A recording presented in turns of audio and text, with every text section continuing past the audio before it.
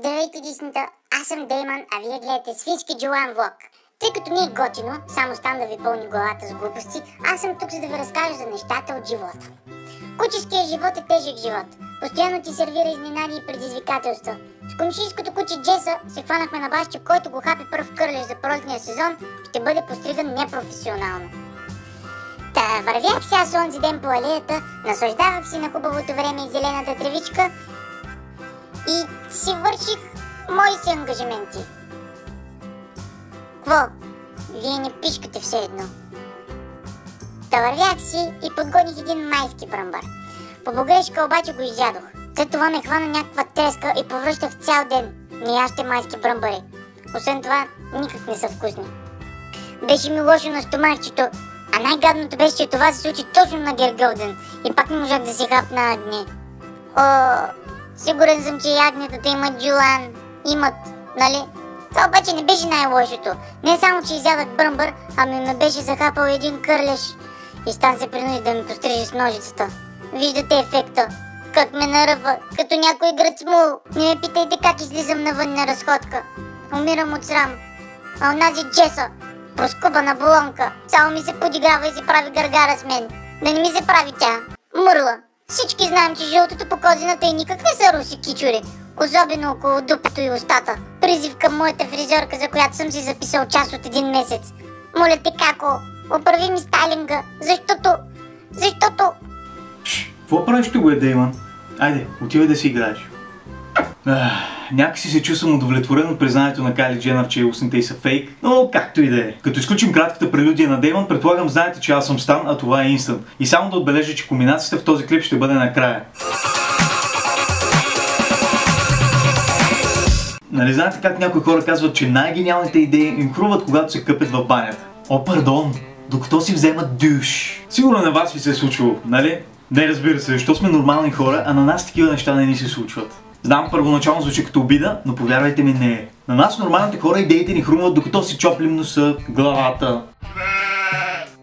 Съдейки обаче по гениалността на идеите на някои хора, не съм сигурен, че са им хрумнали точно докато са си вземали душ, а по-скоро докато са били в тоалетната. Because they're all piece of shit. В българския рап, за съжаление, има много такива идеи, които задръстват радиа, телевизии, фейсбук страници и прочие. Не знам дали само на мен ми прави такова впечатление, но напоследък българския рап, който се слуша, има 4 характерни черти. Наличие на така нареченото диалектно мекане, някой го бъркат с мякането, но и него го има. Дрехите на изпълнителите, рап чудовищата, са възможно най-шарения ансамбъл, който някой селски стилист е изровил от купчината с разпродажба в мола. То са гепарди, леопарди, принтове на градове, села, акули. Направо стилистът си е затворил очите и е мятал боб, както баба му го е учила. Римите са нещо минималистично и са ограничени вече от словосъчетания, като смисъл в тях съвсем си е изгубил силата.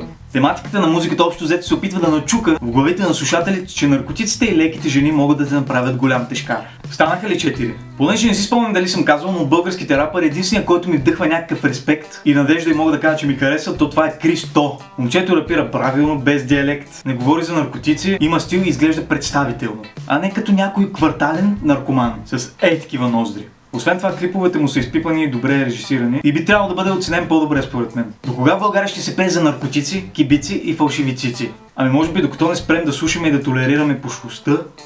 Предполагам. Говорейки за пошлост, нощи гледах някакво реалити предаване, където всъщност взимат една обикновена женичка, която живее на село и се труди по цял ден, а от друга страна взимат една неосъществена градска кифла, чието единствен талант е да знае как да ползва чужда кредитна карта и за една седмица им разменят животите. Това, което гледах с нощи, беше рекламирано по телевизията последния начин. Вижте какво прави едно градско момиче на село. Съдейки обаче по селските обноски на въпросното градско момиче, някак си се изгубих. Особено в момента, в който кифлата застана пред гардероба си и започна да кокетничи с произхода на дрехите си. Аз съм доста изискана и лъсната особа и пазарувам предимно от маркови брандове. Дрехите ми се шият от екзотични шивачи с дръпнати очи и жълта на цвят кожа. Напоследък наблягам на марки, които не може ги намери вече в България, понеже са ги изтеглили в аутлетите на страните от третия свят. Ето тази фланелка закупих от ориенталски магазин Битак и в бързината забравих да я опера. Дрехите ми са винаги нови, независимо кога са закупени. Защото просто ги нося с етикетите. Ето. Ето това тук ми е риза от Турция закупена, на марката МОЛ. Даже може да се види цената в турски лири. Както добре си личи на етикета, разбира се, ето 4 цифрена сума, много скъпо, много ларж. И това, нали, е последен модел на съответната марка. Закупена е преди 2 години. Много обичам бижутата и имам швейцарски часовник с китайска изработка, тип водомер. На него се мяркаха и диаманти, които в последствие паднаха. Те така скъпоценните камъни стоят си първите 3 дни на часовника и после така падат. Ама после отидах до Бижолен, до магазина за скъпоценни камъни и си взех на кило 200-300 грама диаманти и с помощта на пистолетче за лепило си ги цвъкнах пак. Много обичам да се гледа с обувки, предимно ориенталски, така с по-скъпичка цена 4-цифрена, броейки и десетичната запетайка, 18,95. Обувките ми винаги миришат на вносно лепило и на крака. Но това от чорапите ми, защото не ги сменям често. Не защото съм мърлю, а защото са от специален вносен косъм от задните части на газела и са много скъпи, поне 90 евро. Чифта. Скоро прочетах някъде в някакво списание, че съм имал цял трабант в устата си. Така е, скъпо струва да имаш такава блестяща усмивка. Други път ми казва, че трябва да инвестирам и един трабант в носа си, защото бил крив. Паричното си имущество държи в лична банка, Буркан банк, изработена по мой образ и подобие. Дай да не забравим, че съм кореняк софиянец. Да не забравяме, че ние богатите и красивите също имаме проблеми. Красивите? Не можах да се издържа просто.